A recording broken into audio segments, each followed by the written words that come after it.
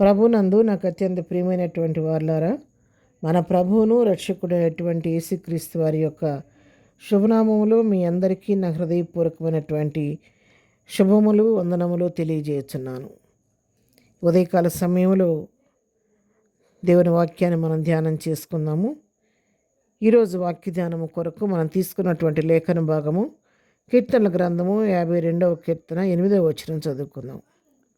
నేనైతే దేవుని మందిరములో పచ్చని ఒలీవ చెట్టు వలె ఉన్నాను, నిత్యము దేవుని కృప యందు నమ్మిక ఉంచుచున్నాను. ఆమేన్. దేవుడి వాక్యం దీవించును గాక. కీర్తనకారుడు ఇక్కడ చక్కని మాట సెలవిస్తున్నాడు. నేనైతే దేవుని మందిరములో మరి పచ్చని ఒలీవ చెట్టులాగా ఉన్నాను, నేను నిత్యము దేవుని కృప యందు నేను నమ్మకం ఉంచున్నానని తన గురించి తాను భక్తుడైనటువంటి దావీదు ఇక్కడ తెలియచేస్తూ ఉన్నాడు. ఎలా ఉన్నాడంటే ఆయన దేవుని మందిరంలో పచ్చని ఒలీవ చెట్టు వలె ఉన్నానని చెప్పని తన గురించి తన సాక్ష్యం ఇచ్చుకుంటున్నాడు. ఎంత విశ్వాసం ఉంటే ఆ మాట చెప్పగలుగుతాడు. తన హృదయంలో దృఢమైన విశ్వాసం ఉండబట్టి ఆయన ప్రభువును పోలి జీవిస్తున్న దాన్ని బట్టి ప్రభు యొక్క ఆజ్ఞానుసారంగా ప్రభు చిత్త ప్రకారంగా జీవిస్తున్నవాడు కాబట్టి ఆ మాట ధైర్యంగా చెప్పగలుగుతున్నాడు. నేనైతే దేవుని మందిరంలో పచ్చని ఒలీవ చెట్టులాగా ఉన్నాను అని చెప్తూ ఉన్నాడు. కీర్తన గ్రంథం మొదటి కీర్తన మనం చదువుకుంటే 2వ వచనం చదువుతున్నాను. యెహోవా ధర్మశాస్త్రం నందు ఆనందించుచు దివారాత్రం దాన్ని ధ్యానించేవాడు ధన్యుడు. అతని నీటి కాలువల యోరను నాటబడినదై ఆకువడక తన కాలమందు ఫలమిచ్చు చెట్టు వలె నుండును. అతడు చేరునంతయు సఫలమగును. ఇక్కడ ఈ మాట ఎవరిని గురించి రాయబడింది? ఎవరైతే యెహోవా ధర్మశాస్త్రం నందు ఆనందిస్తూ దేవానాథులు దాన్ని ధ్యానిస్తూ ఉంటారో వాళ్ళు నీటి కాలువలు ఎవరైనా నాటబడిన చెట్టు ఏ విధంగా ఆకు వాడకుండా తన కాలం ముందు ఫలమిచ్చే చెట్టులాగా ఉంటుందో అలాగ ఉంటారని చెప్పి అతను వాళ్ళు ఏది చేసినా కూడా సఫలం అవుద్ది అని చెప్పినట్టుగా మరి దావీదు ఇక్కడ చెప్తున్నాడు కదా, నేనైతే దేవుని మందిరంలో పచ్చని ఒలీవ చెట్టులాగా ఉన్నాను. అంటే దావీదు కంటే ఏం చేస్తున్నట్టు ఆయన దేవానాథులు దేవుని వాక్యాన్ని ఆయన ధ్యానిస్తున్నాడు. అందుకే అంటాడు, నీ వాక్యం నాకు వింటూ ఉంటే చదువుతూ ఉంటే ఆయనకి ఎలా ఉందంటేనంట, తేనె కంటే జుంటు తేనె ధారల కంటే మధురంగా ఉందంట.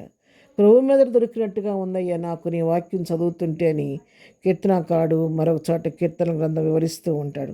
ఆయన అంతగా దేవుని వాక్యాన్ని ధ్యానిస్తూ ఉంటాడు కాబట్టి అందుకే తను ధైర్యంగా మాట చెప్పగలుగుతున్నాడు. కీర్తన గ్రంథం 28వ కీర్తనలో కూడా మనం చూస్తే 3వ వచనం చదువుకుందాము. నీ లోగిట నీ భార్య ఫలించు ద్రాక్షవల్లి వలె నుండును, నీ భోజనపు బల్ల చుట్టూ నీ పిల్లలు ఒలీవ మొక్కల వలె నుండును. యెహోవా యందు భయభక్తులు గలవాడు ఈలాగు ఆశీర్వదింపబడును. ఎవరుంటారు ఒలీవ మొక్కల్లాగా? మరి చూస్తున్నాడు ఇక్కడ రాయబడింది, యెహోవా యందు భయభక్తులు కలిగిన వారు ఆయన తోడ యందు నడుచువారు ఆ విధంగా ఉంటారని దేవుని వాక్యం సెలవిస్తుంది. యెహోవా భయభక్తులు గలవారు ఇలాగ ఆశీర్వదించబడతారు. నీ లోగిట్ నీ భార్య ఫలించు ద్రాక్షవల్లి వలె ఉంటుంది, నీకు బిడలో నీ భోజన బల చుట్టూ ఒలీవ మొక్కల్లాగా ఉంటారని చెప్పని ఇక్కడ వాక్యం సెలవిస్తుంది. అవును, ఇక్కడ మరి వ్యక్తిని మనిషిని ఒక చెట్టుతో పోల్చినట్లుగా మనం చూస్తున్నాం ఈ వాక్య భాగాల్లో.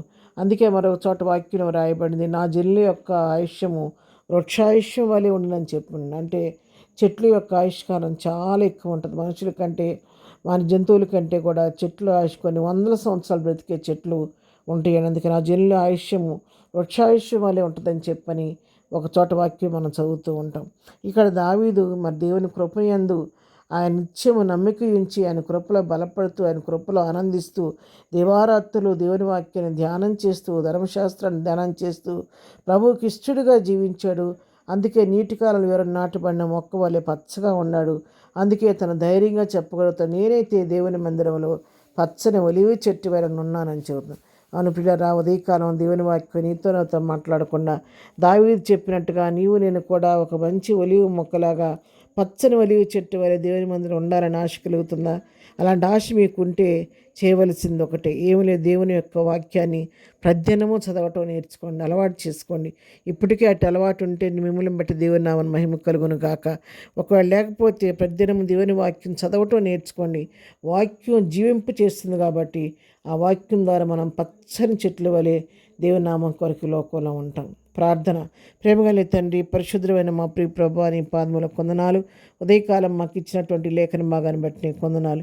మేము కూడా ప్రభా దావీదు వలె నీ యందు భయభక్తులు కలిగి జీవిస్తూ నీ కృపనందు నీ కృపయందు బ్రతుకుతూ నాయన పచ్చని ఒలివ చెట్లు వరే మహిం కొరకు ఈ లోకంలో జీవించే కృప మాకందరికీ దయచేయండి. ఇదన వెళుచున్న మార్గాల్లో చేస్తున్న పనిపాట్లో తోడుగొండండి.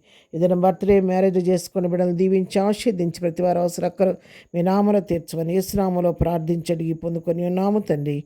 ఆమెన్. ప్రభు కృప సదాకాలము మనందరికీ తోడేయుండి నడిపించును గాక. ఆమెన్.